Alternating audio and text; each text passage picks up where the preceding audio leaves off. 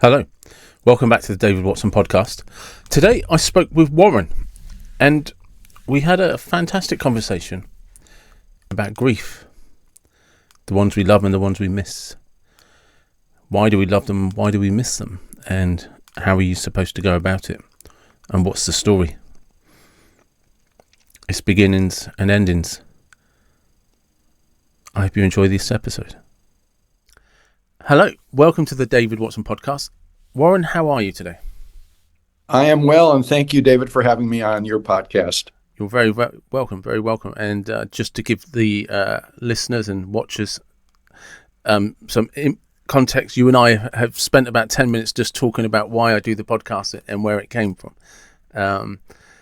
And it's interesting because we were kind of talking about beginnings and ironically where I hope it one day ends up, which kind of is how you're speaking to me now, because there's a beginning and a very sad ending. So should we start at the beginning? It's a wonderful place to start, always. One other thing that we mentioned was that, as you can tell from my accent and yours, we're in different places. Yeah. Excuse me. I am in New York City. You are in Great Britain. Mm-hmm. And this, we're going to talk about a book that I've written. It's called Waving Goodbye, and it's about the ending, as you said, of my wife's life. But I'll go back to the beginning of that story because it's one of my favorite stories. I was a single guy here in New York City working as a journalist. I had grown up in the Midwest in the United States and moved to New York right after school. And I was desperate to meet someone. I couldn't figure out why I hadn't been able to. All of my other friends seemed to understand how to put this magical formula together. I couldn't. And one day I was standing, and I can still tell you where the spot was, on the subway platform at 103rd and Broadway. I was standing with a friend, and the friend said, would you like to meet someone? The world's most mundane question. And I said, sure. And I rolled my eyes to myself, I think, thinking another wasted evening, because nothing had been working up until then. A lot of the reasons were my mistakes as well, bad timing, whatever. I went to their home for dinner, and I got there first. And in walked this amazing woman named Lisa with the most stunning blue eyes I had ever seen. And I used to say afterwards that it took me about 15 seconds to figure this one out. And it didn't take me that long at all. And it was a wonderful evening. We just had, I remember, a really interesting conversation. And then we realized it was very late. It was a work night. So we thanked our hosts, and we got up, and they live in a New York apartment building. So we walked out of the apartment and hit the elevator button. And then suddenly we were looking at ourselves, and we didn't have the other couple to back us up anymore. And there was that awkward moment. And to break the silence and the awkwardness, I just turned to her and said, well, that went rather well. Would you like to get married? And she didn't know how to respond. We're just jumping straight in. She didn't know how to respond. And she said later that when she got into the cab and said goodnight, it was really goodbye. She thought I seemed okay up until that moment, and then she thought I was slightly crazy, I guess. But when she spoke to her friends about it afterwards, they said, maybe you ought to give this guy another chance. He sounds like he might have a sense of humor. And luckily she did. Within a year of that fix-up dinner, we were married and our daughter was on the way. And everything that I had always hoped for came true. And we both absolutely loved raising our daughter together. We had a very tight-knit little family. Even though she and I were very different in a lot of ways, we grew up in different places. We had completely different professions. There was still this basic force that just brought us together beautifully. When our daughter was about 15 years old, it was 2014, my wife was diagnosed with a rare form of cancer. And it was a blood cancer with a ridiculously long name, Waldenstrom's macroglobulinemia. It's really hard to say, but it's not a killer cancer. And we thought we would treat this. She was, I should mention, she was a physician and a really smart one. And she thought we could treat it like a chronic illness. There were people in her support group that were in their 80s that had been diagnosed with it for 30 years, and they seemed fine. Of that tiny number that get Waldenstrom's, a tiny, tiny fraction of them get something else called amyloidosis. And that was described by one of her doctors as, if you can imagine, sand coursing through your bloodstream. And it just destroys your organs, your heart, your kidneys, your liver. She knew she had amyloid just because of the way she was feeling. And when she spoke to her doctor that was treating her, she said, I think I have amyloid. And he said, there's no way you can have amyloid. I already had my one amyloid this year. There's no way I could have two. What I didn't realize when it was confirmed was that that was a death sentence. And up until almost the very end, I just didn't believe that she would die. And I just didn't accept it. The last 2 years, I will say, were horrible. And they were mostly spent in the hospital. And I was with her for most of the time, trying to balance my day job, our daughter, who was finishing high school and about to go to college, and taking care of Lisa. And I think I could do all those things pretty well. And then after she died, which was on January 1st, 2018, so it was almost 4 years after she was originally diagnosed, I went into something that I had never experienced before. You can call it a brain fog. You can call it grief. And for about a year, I wasn't myself. I just, and this I know from a lot of people who are going through this, have gone through it, is not uncommon. It was about 5 years later, after I had some distance, 5 years after she died, that I was looking at my diary. Do you keep a diary? I do. Not. I do, as in a paper diary for appointments and stuff, but not as in I don't journal. No. Thoughts. Okay. I used to. But I stopped. I started keeping one when I was traveling a lot I was following a presidential election here in the States. And I didn't know what city I was in from day to day. So I thought I better write this down just so I can remember. And then it became a habit. And I've been writing a journal for most of my adult life. For some reason, 5 years after Lisa died, I went back to the diary of, I'd say, the last 4 or 5 months of her life and the first few months afterwards. And it was a time that I probably blocked. I didn't want to think about, and I tried not to think about it. And I was also, I can't really explain to you why I went back to it. I'm guessing maybe it was just because it was the last time I was with her, and I wanted to remember that. But I realized then that when I was looking at that diary, that people brought books for me to read right after she died.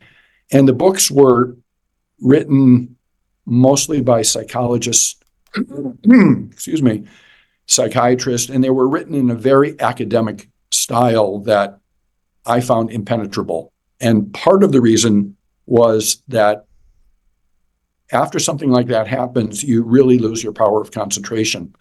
There's a wonderful quote in a Joan Didion book that she wrote about her husband's death, where she said, a friend of hers once said, after a year, I could read headlines.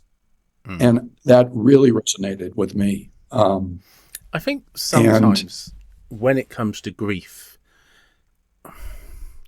we overcomplicate it, the simple fact of, I feel like shit and I miss you like crazy. Perfectly said. I mean, it's we Yeah. and we're trying to find a solution in a fog of grief with, and you've got left feet on right legs and nobody knows what direction you're going in and you can't see and it hurts and it sucks. And you were supposed to go before me because I don't want to feel like this. Yeah.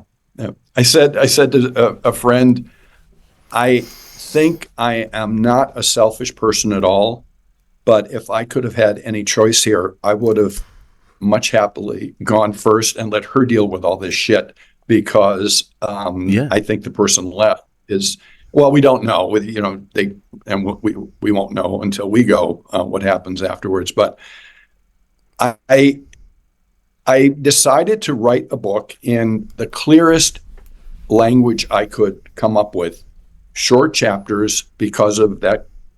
After a year, I could read headlines, comments, and sorry, we have a lot of trees starting to bloom here.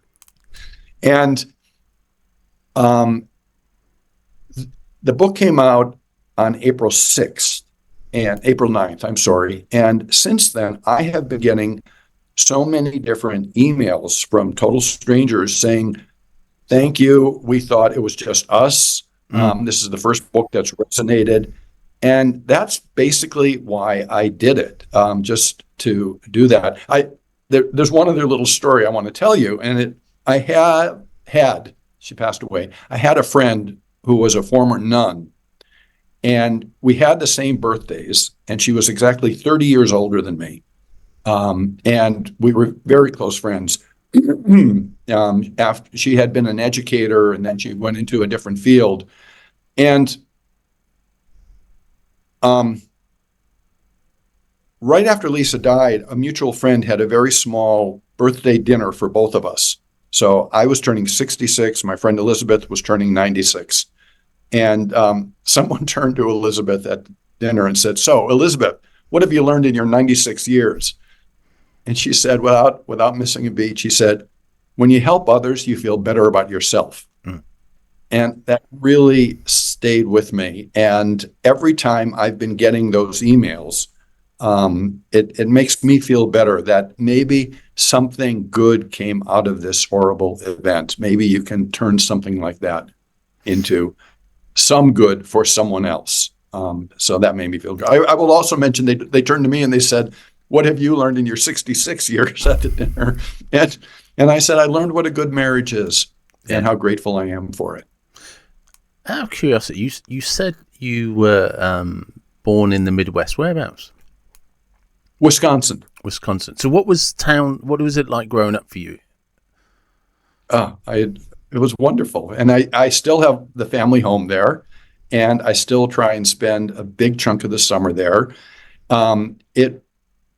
I was raised in two different places, Milwaukee, but also a little town called West Bend. And it is still a small town, a very small town feel. The main street is called Main Street, and there's one theater on the street, and it's my favorite place on earth. It is a place I love going back to, and it is such a fabulous contrast to New York City because, for all the obvious reasons, the noise, the crowds, the quiet there, but also the people are so nice. There's a term, Wisconsin nice, and it doesn't. There's a reason for it. People are just they have a little more time. They're a little nicer. That's what it was like, and it still is.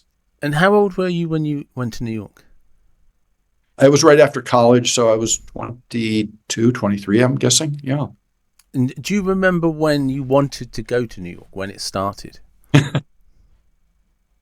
When I was 8 years old, I came home one day and I turned on the TV and I was probably looking for cartoons. And I found something that was called the Huntley-Brinkley Report, which today is called the NBC Nightly News. It was network news. It was in the early days of network news. And in fact, in those days, the broadcast was only 15 minutes long.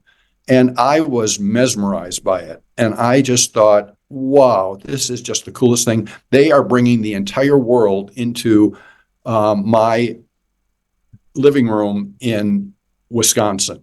How cool is that? And my mother later said she thought it was a little odd that this 8-year-old was running home to watch the news. And we also would get news magazines. Time magazine was very popular in the 1950s and 60s, and Life magazine. I don't know what the equivalents were in Great Britain in those days. What were they actually? In terms of the big magazines, I mean the big A newspapers. weekly news magazines. I don't know. I only remember really the dailies. I don't really remember the weeklies. I was fascinated by them. Anyway, I just thought I would love to work in the NBC nightly newsroom when I was 8 years old, 9 years old, and I thought that would be a great goal.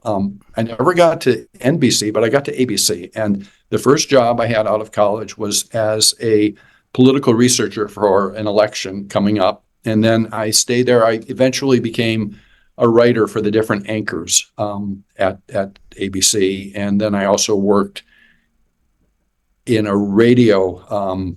It was just starting NPR, National Public Radio, which is now huge. It's very big. I think they really took off after I left. It was, and then I went back to ABC for a while. For the last, I left network news right around 2000, right around the time that our daughter was born. And I should tell you this story. I got a call from one of the anchors I worked with and I had a very good relationship with that anchor. And he had just gotten a very big job at one of the big networks here. And he said, I remember his quote, he said, "I want to put the band back together." Nice. And I said, "Okay, tell me about the show." And he told me all about it and what his vision was for it. And he was going to be working with the producer that we worked with, who I thought was the most creative guy I ever worked with in television. And then after about an hour, I said, "What's the air slot?" And he said, 10 p.m. And I said, "That is the perfect air slot. And I'm sorry I didn't ask you that first, because there's no way I'm going to work on it." And he said, "Why?" And I said, "I have been waiting all my life to be a father, to have a child. I have a 1-year-old, or maybe she was 2 at the time. And I said, I will never see her if I'm working on this show." And he said, "Of course, you'll see her in the morning." I said, "In the morning, people are rushing. They're trying to get to school. There's no time. It's in the evening." And it was probably one of the wiser decisions I ever made. So for the last 25 years, almost 25 years, I've been working for a philanthropist here in New York who is very active in a lot of different things. And I love the job. I love my boss. And I will tell you why. Because not just because he's interesting, but when Lisa got sick, and he travels a lot, and I would travel with him often. When Lisa got sick, he said, "I don't want you traveling with me anymore. I want you to work remotely." And this was before COVID, when people were working remotely. And he said, "If you're with me if something happens to her, I'm going to feel too awful." And because of that, I would be, working on my computer in the hospital room. But because of that, his kindness, I could be with her for the last 3 years of her life, which is such an enormous gift. And had I stayed at ABC, I would have had a choice between leaving my job or not being with Lisa. And that's a tough choice. So, and I know people have to make those choices. I also know how lucky I was. I had a good insurance plan through work, and I know that some people not only have to deal with these illnesses, the bad parts of the illness, but then they can lose their life savings. So there are a lot of different things that I'm very lucky and very grateful for. So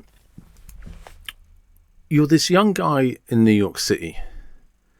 Let's do that past tense. I was a young guy. Yeah. You was this young guy in New York City, not having any luck with the girls.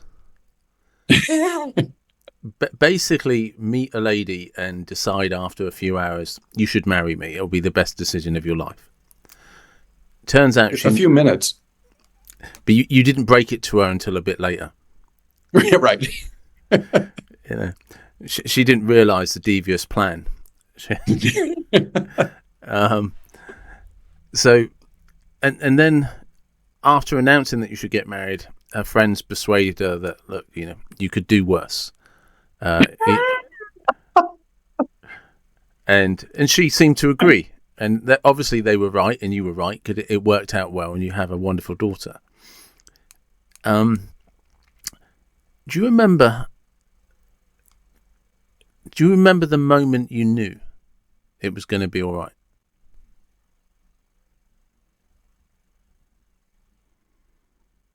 Do you mean the moment when I met her that she was the one?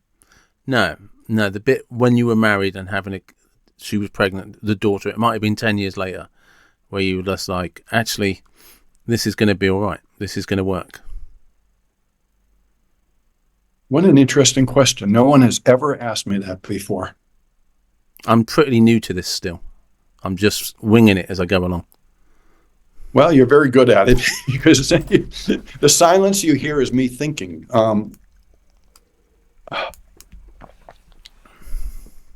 I mentioned in the book that when she walked in the room, I wrote the promise of Lisa.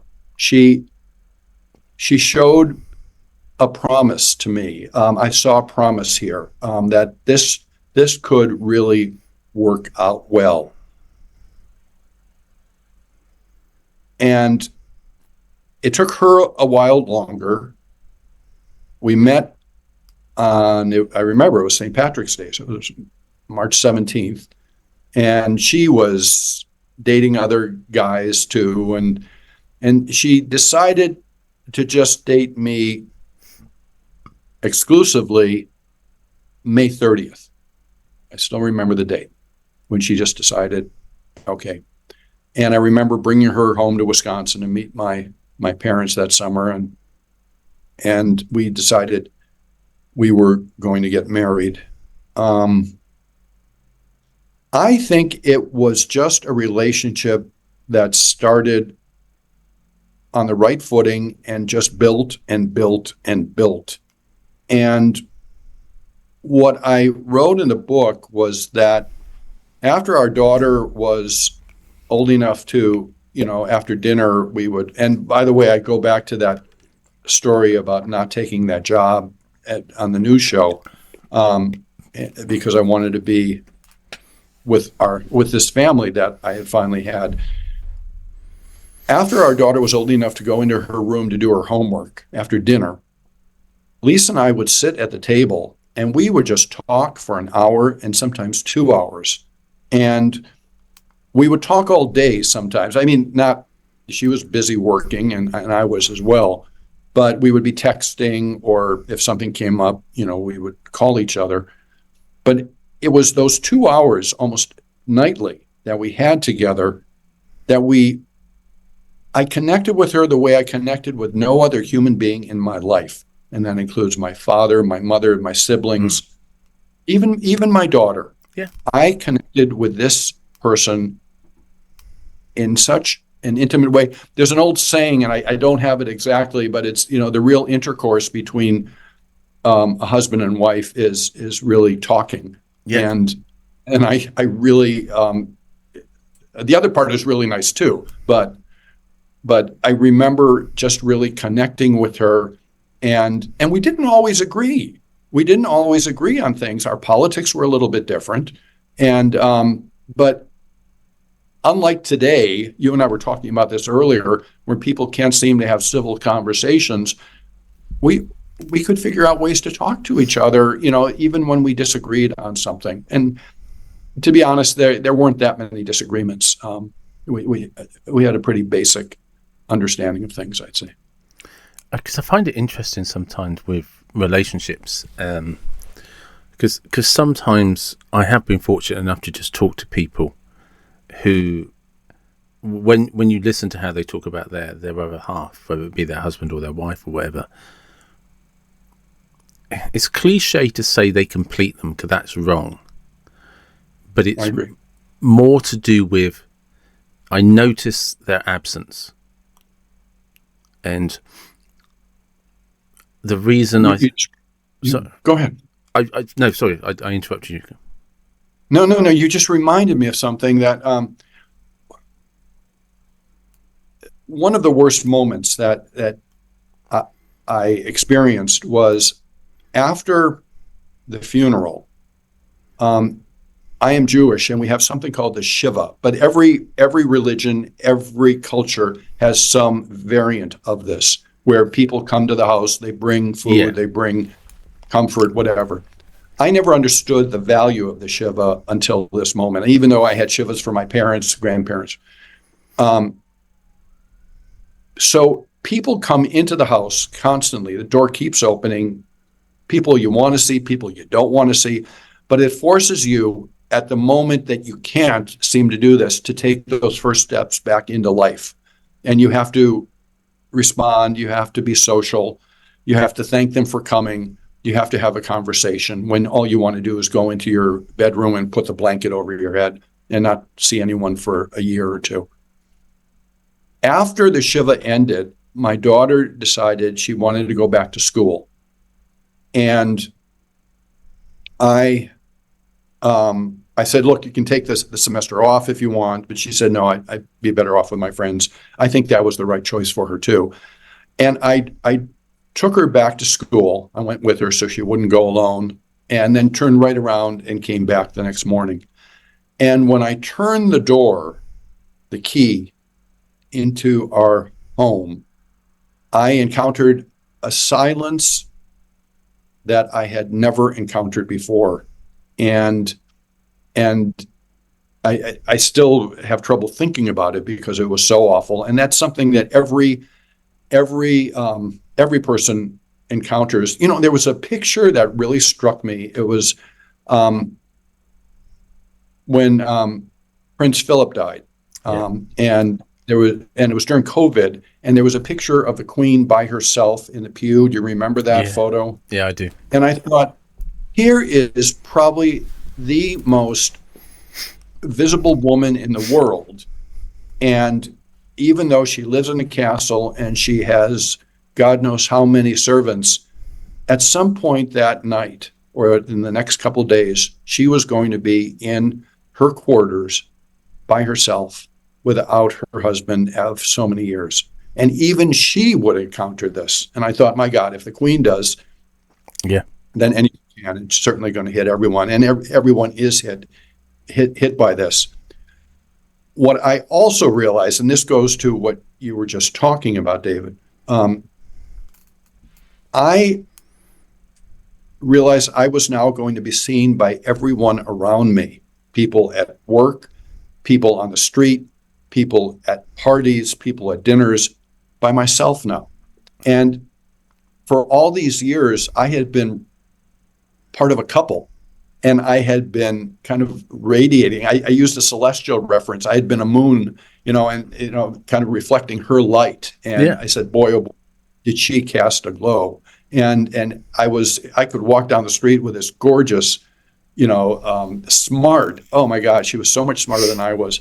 And it made me a better person. It made me more attractive because I was with her. Now all of a sudden I was going to be judged alone by myself. I was back to where I was at the start. And so when you were saying that people are complete the other person, I'm not sure if that is the right word. I think it is more that, and in our society, I think people will look at single people and couples differently, as unfairly as that is.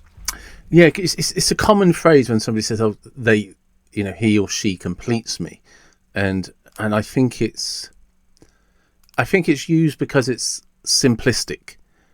And the reason I say that is because when you look at it from a distance, a good relationship is the simplest thing of all.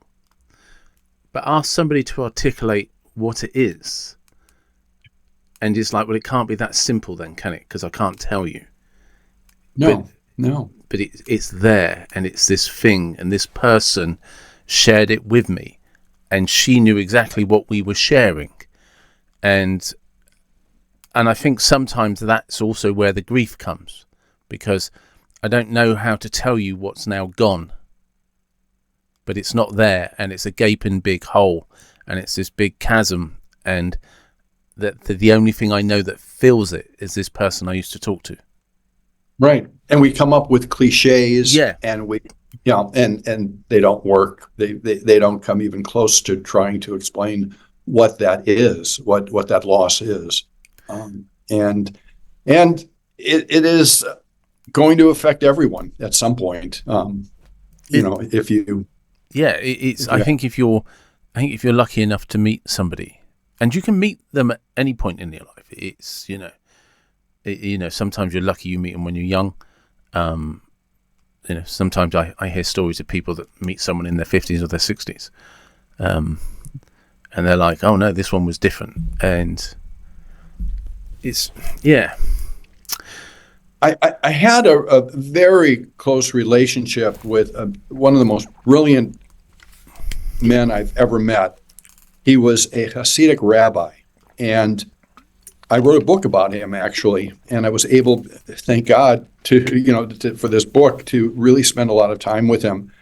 And he once said one day that all chuppahs, all weddings, are announced in heaven. That's the old phrase, marriages are made in heaven. And I came up with a kind of a wise guy answer. I said, so how can you explain the 50% divorce rate?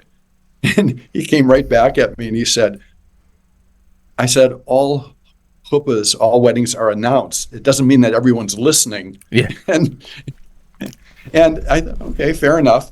And I thought, okay, when I met Lisa, finally I was listening. Yeah. I used a wonderful phrase in F. Scott Fitzgerald's The Great Gatsby. I was just trying to listen to the tuning fork that had been struck upon a star. I love that phrase. Yeah, that's a beautiful phrase. I remember... And go on. I finally heard it. I finally heard that tuning. But that's, I mean, in the truest sense, it's two people in tune with each other. In the truest sense. And we could also, we could go in about three different directions here. I mean, here I am alone again and trying, I had two people I knew who lost their wives the same year as Lisa. One of them, he was dropping off some of his wife's materials with a neighbor that he didn't really know, and they wound up having coffee, and then they wound up having dinner, and then he wound up dating her. And within a year, they were married, and he is happily married. He was a fabulous husband to his first wife. It wasn't like that. The other guy I know was introduced to someone, I think about a year after his wife died, and had long conversations with her. He's now married to her. And here am I, it's 6.5 years later, and I'm still by myself. And I'm thinking, well, what is it? What am I doing wrong? Or have I been so spoiled, focused, connected to my late wife that I cannot move forward? I don't know. I'm still working on that one. I still have to figure that out. Would I be satisfied and to spend the rest of my life alone? I don't know the answer to that. That's I think you probably are moving forward. I think you have moved forward. I think you're just looking at the wrong road signs. And and what I mean by that is maybe you don't really want to be with somebody else. But you see this. I'm trying. You see this road that friends have walked down, and you see their happiness and you see their joy, and you're like, well, I want that road. I want that road, but you haven't left the freeway you're on, and you've no intention of ever taking that exit. You loved your wife, you miss your wife, and maybe deep down there's somewhere in you that says, do you know what, that was enough for me because I had it good and I'm grateful for that, and I'll do the rest of this on my own. Very well put. One of the passages I put in the book is an exchange I had, an email exchange with a very good friend who, and it's a long story, but he had a wonderful metaphor, and he said he thought it's like fingerprints. Nobody's fingerprints are the same, and everyone deals with this differently. There is no right way. There is no wrong way. Yeah.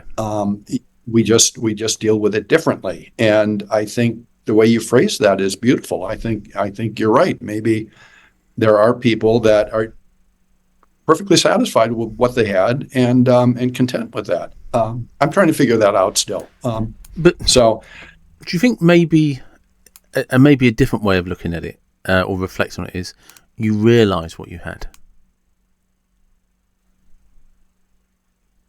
I think I realized it even when I had it. Yeah, that's what I mean. From what you were saying, Yeah. like turning down the job and stuff like that, is you seem to really understand in the moment that what I have is important, and Yes. you know, And more important than almost anything else, really.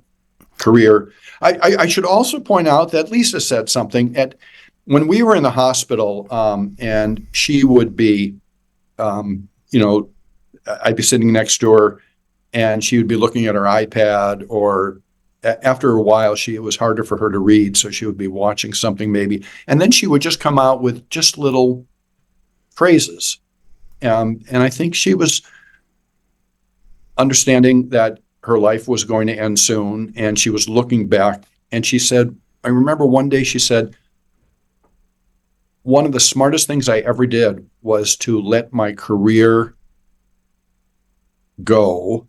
I didn't rise the way I might have, and instead I was able to spend more time with Claire when she was growing up, our daughter. And she said, I will never regret that at all. It was one of the smartest decisions I ever made. And she used to take Claire to the Museum of Natural History here in New York every Friday afternoon. They had, little dates, appointments that they had, and those were so important for Claire too, not just for Lisa, but for Claire. And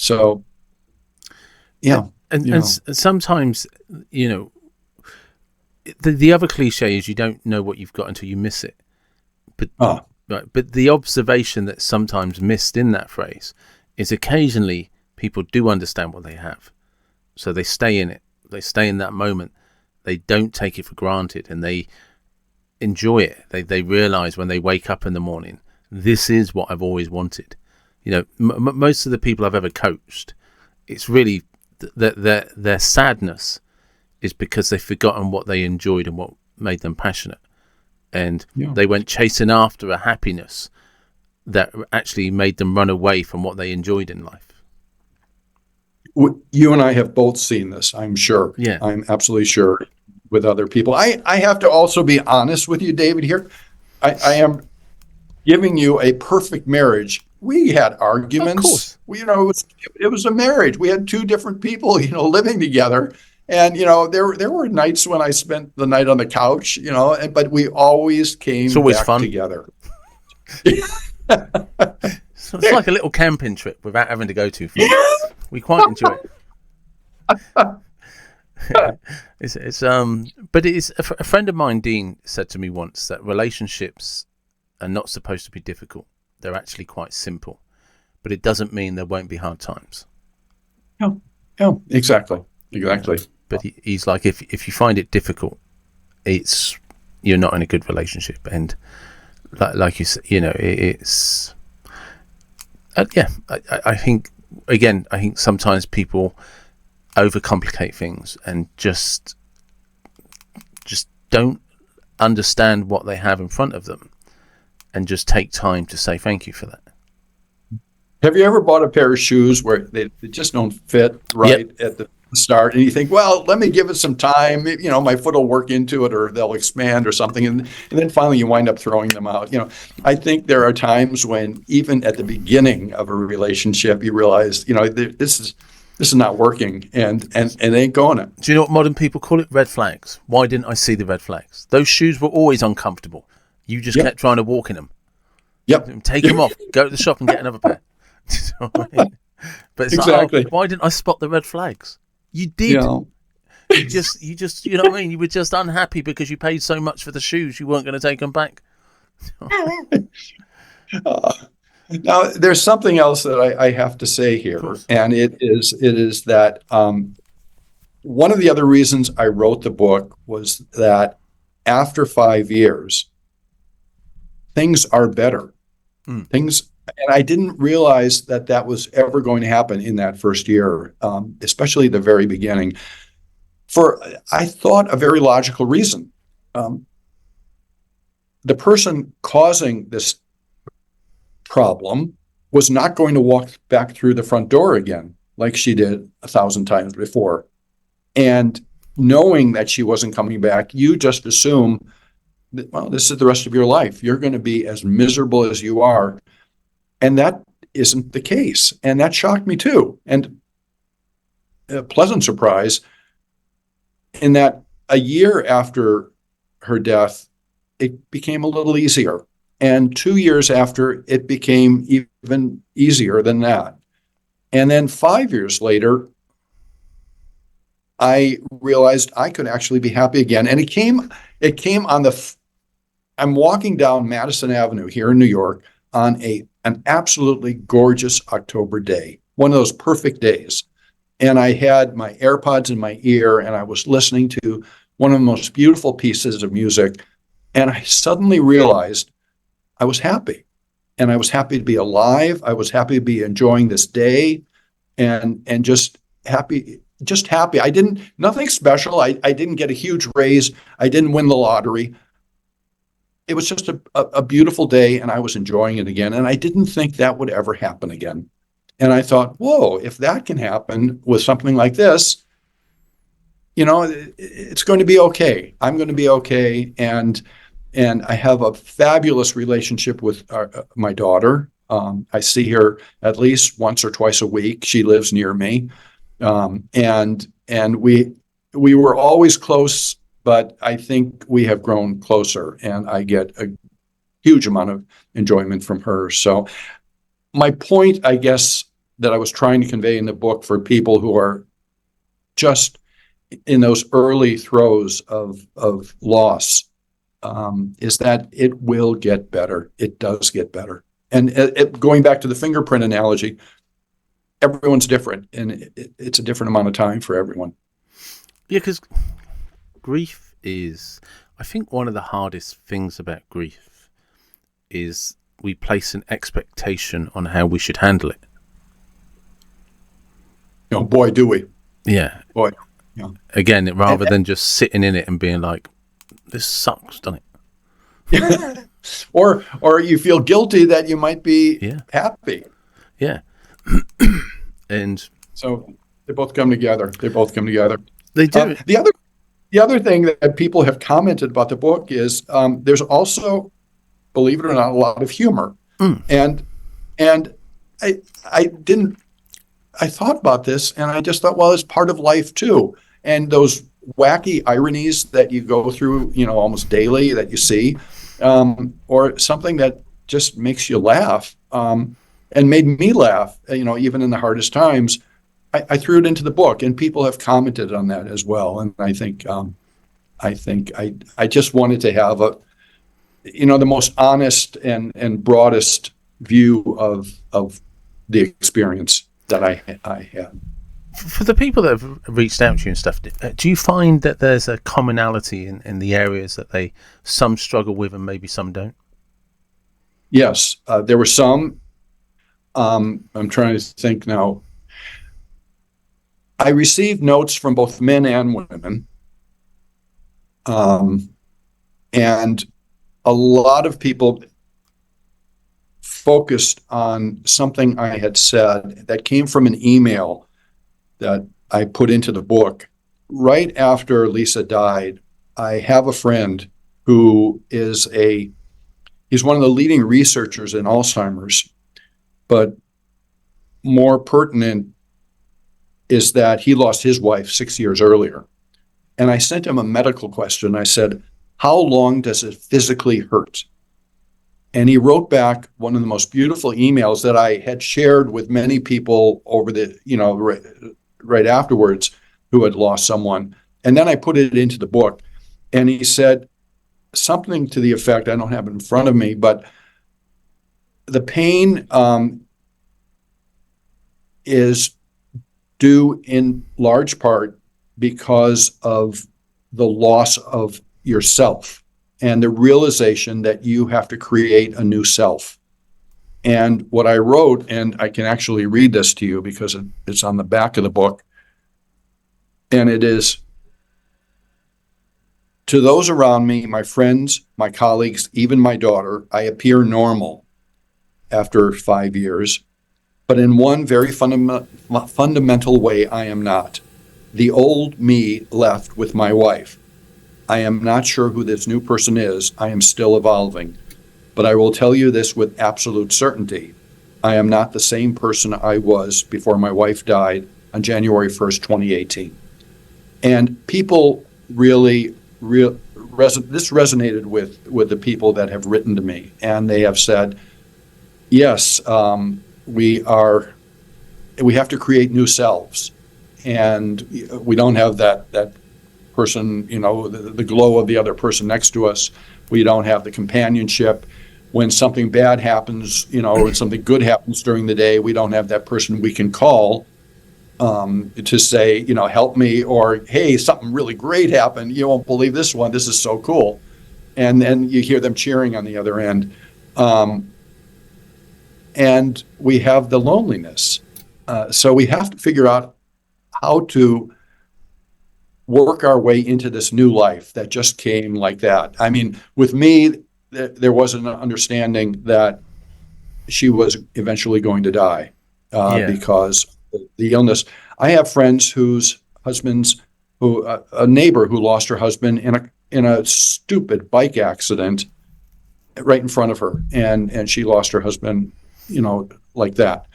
And we actually had a conversation. What's worse, not having the time to say goodbye, or seeing them suffer, but having more time with them? And we came to the conclusion they both stink. They both really stink. I don't think there is. I think the thing that changes with the difference or distinct difference between both is there's a point with Lisa where you knew the inevitable. Even if it's subconscious, even if you don't consciously recognize it, your subconscious knows this is happening, and it makes preparations. Even if it's years down the line, it's already preparing itself. When it happens to you suddenly, it's the shock as much as the grief that knocks you off your feet. And there's a point in the midst of all of that, you don't know which one you're actually trying to solve, which one you're trying to deal with. Is it the shock it happened, or is it the grief they're gone? And you didn't have the shock, but you had the torture. And it's really like, should I stab my left foot or shoot my right foot? It doesn't matter. It sucks. Yeah, they both suck. There was a moment when I had both almost, where we were in the hospital. Something was going wrong. I called the nurse. The nurse was looking. The nurse understood what was happening. And she, I don't know the hospital term, she sent a code out. And within it, I can't even tell you, it seemed within a minute, a team came in, an entire team came into the room and started hitting her and brought her back. But during that process, I am standing back out of their way, and I'm thinking, this is not happening. This is not happening. This can't be happening. I can't fucking believe this is happening. And I remember a lady coming over to me saying, would you like to step out? And I said, I think I was pretty strong. I said, no. And she backed off. But they brought her back, and she, stayed with me for another year and a half, maybe after that. But there was that moment when I thought, oh my God, it's ending right here. And what that would have been like if it had ended there. At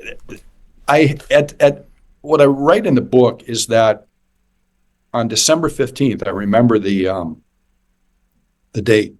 The palliative care doctor and social worker came to me, and we spoke outside of Lisa's room, and they said, and I say in the most benign possible language of it, impending death, they said there was nothing more they could do for her, and our main focus is to keep her now as comfortable as possible, and she would die within days, perhaps weeks, but not months. And they were very accurate. They said it would be, it was exactly 2 weeks. Well, a little over. It was 16 days. And they said I had two choices. I could take her to a hospice hospital or bring her home. And I knew what I was going to do immediately. I brought her home. And she was with us at home for the last 2 weeks. Now, some people might find this uncomfortable to have a person dying in the home. And that's actually the way it used to be up until maybe our grandparents' generation. It was people always died at home. And people died from in the old days from, they died from pneumonia. They died from. People forget. People don't realize today that there never used to be such a thing as a hospital. Hospitals are a 19th century, 18th, 19th century thing. Well, 19th, right, 20th, and there was no way the doctor used to come to you. Exactly, boy. That's a long time ago, it seems, but that was my childhood. The doctor came to you. Yeah. The other important thing is that funeral homes have kind of taken over and kind of sanitized death. Yeah. I screwed up a lot of things maybe, but that was one decision I made that was correct. And bringing her home, having her at home with us. Claire was home with us, and she was spending more and more time in bed. There were a couple of times she came to the table when we were having dinner, and she was not always coherent. I don't know how much she was understanding, but I knew she was happy to be in the home in her home. And actually, there are two stories that I say at the very end that I don't think I can tell you because I will become emotional, but they're in the book. And she died at home, and I think in the home, in the bed that we shared, in the home that we had made together, and that was, I thought, so appropriate. I was there when the funeral people came to take her away. I was able to help lift her up and put her on the gurney. And that seemed right to me. That just seemed right. But everyone will do this differently, and some people might want that to happen in a hospital. I think that's probably the most important message, isn't it? Is this will inevitably happen to everybody in some way or another, unless you're the fortunate one who goes first, and then as you and I discussed at the beginning. But what happens next is yours alone. It's not for anyone to tell you what you should or shouldn't do. Exactly. And when you feel so bad, it's very difficult to get a feeling of what's right. So if you do get a glimmer of this feels the correct thing to do, jump on that train and take that ride, because you're probably doing the right thing. Yeah. Once again, listen to yourself. Don't worry about the red flags. And there was about 4 months after she died, I got so frustrated with what I call the paperwork of death. The government wants a piece. Everyone. You have to do all these different forms and deal with banks and insurance companies and everything. I got so frustrated. I wrote a piece for the Wall Street Journal here, and just the do's and don'ts. Here are the mistakes I made. Don't make these mistakes. One of the things I mentioned was decide how you want to be buried or cremated or whatever. But make that decision now. Yeah. And if you want to be buried, make sure you have a plot of grave somewhere. Choose a place you might want to be, because you don't want to make that decision on that day when someone dies, because it is, there's this cacophony of noise going through your head. There are so many different things you have to deal with, and you're dealing with your own grief at the same time. At least get that part out of the way. And when I mentioned this to my baby boomer friends, I said, have you done this? Everyone kind of winces and they don't want to talk about it. I said, trust me on this one. You don't want to leave that for that day. Get it done now. Think about it. I know it might not be a pleasant thought, but it's inevitable. It's going to happen. It is. It's. I find it strange, and I'm probably biased here because I work in healthcare, so I see when things go wrong and people have nothing in place, and you just, and I'm always trying to get people to be proactive and just look. I know you think you're great, you think you're good, but you could literally fall down the stairs tomorrow. It's, and nobody knows what your wishes are. Nobody knows what you want. Nobody knows where you want to go. And if you don't care, that's fine. But you actually need to let people know you don't care, because they will kill themselves in that moment of grief trying to do the right thing by you, because you never said a thing. Something we haven't spoken about, which is something that is connected to the book, is National Men in Grief Day. Is it May the 30th marks National Men in Grief? I thought it was May 30th. Sorry, May 30th, yeah. I think. Yeah, that's what it says here. But okay. What is that? I've not heard of that. I don't know myself. Somebody said they were trying. Oh, right, okay. The publisher was trying to publicize it, and on that day. And I think I am now discovering, there's a whole network of people out there that are working in this field, and I've been on different podcasts, but I'm afraid I don't know what that is exactly. Maybe it's just to bring attention to it. Yeah. And the fact that men don't talk about it as much as women. Women seem to handle this whole thing a lot better than men. Yeah, I think there's something almost traditional that we used to go out and do things that killed us. So it's kind of expected in a strange way, Or the other one is the Queen Victoria springs to mind, where there was a culture where women would grieve for a set period of time and wouldn't move on, whereas men, if they were left widowed, women would come around and look after them. But those statistically, men do still die first. And in the United States, there are, I might get this a little bit off, but there are about 3.4 million widowers and about almost 12 million widows. Yeah.